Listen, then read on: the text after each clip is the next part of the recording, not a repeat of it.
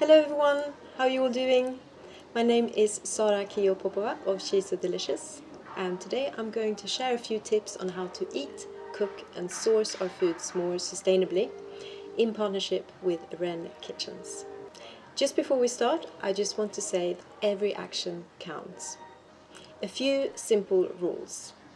Less animal-derived food. Instead, take pleasure in discovering more plant-based sources of protein and fats. Textures and flavors can be really exciting. Less ready-made meals and ingredients, and more meals made from scratch. Less plastic packed food, and more staples in larger volume packs.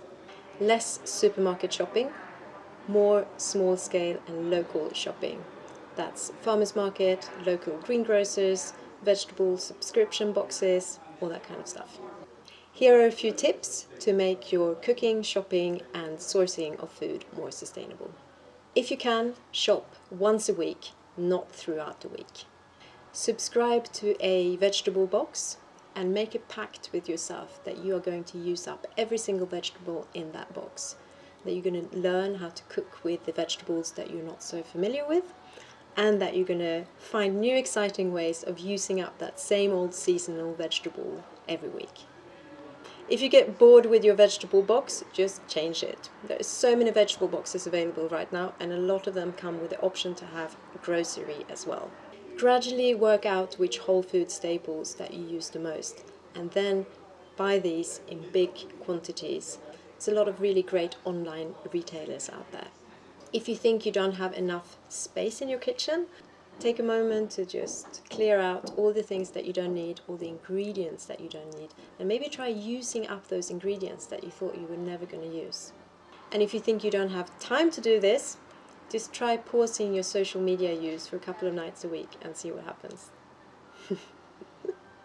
A few words on motivation. I'm not going to lie, it's definitely going to be a little bit more effort to eat sustainably, but it's all worth it. If it's benefiting the planet, it's most likely going to benefit you and your health as well. But it's much, much easier if you can find your own motivation to why you want to do it. You're going to have to put more consideration, a little bit more time, and a little bit more decision making into the way you choose and eat and cook your food. I find that it helps imagining the journey that the food has traveled to come onto my plate and to then go into my body and nourish it. The less steps, the less air miles, the better it's going to be both for the planet and for you.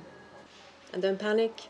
Every little action, every little decision and choice and change that you can do right now matters. As long as you keep going and you're working towards that future that we'd all like to see, then it's all good. Wren Kitchens are running a competition where you can send in a photo of your most creative use of food leftovers. Thank you very much for watching and see you soon.